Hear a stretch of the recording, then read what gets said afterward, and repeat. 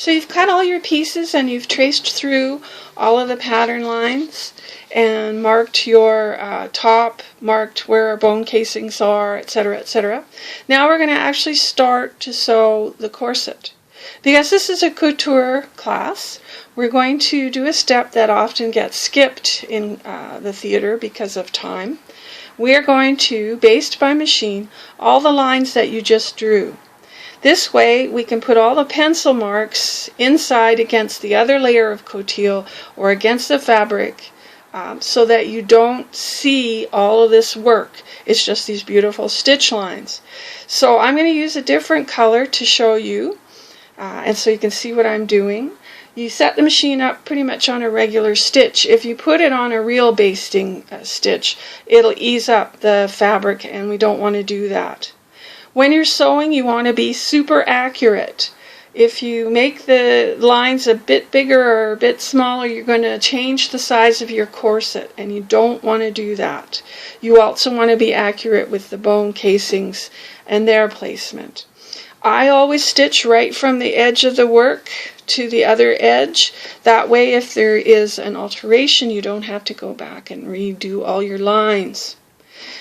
Hold the fabric when you're working with it to guide it. Don't pull on it. You don't want to stretch it. On the other hand, you don't want the stitching to ease it up. So off we go.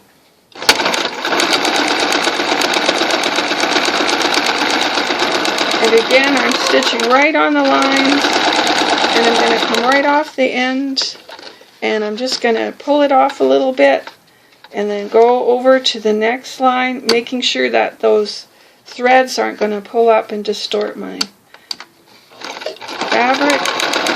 And then going up the next line,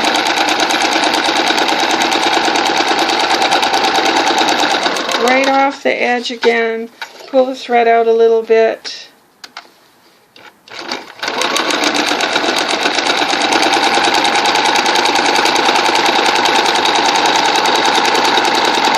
Right off the edge.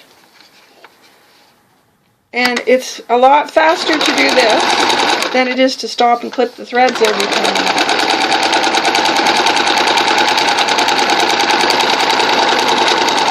Now you can see that it's starting to ease up a little bit, so I need to hold this a little with a little more tension, otherwise it's going to shorten my piece.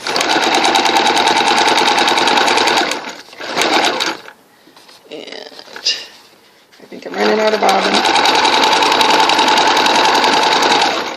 Yep. Okay.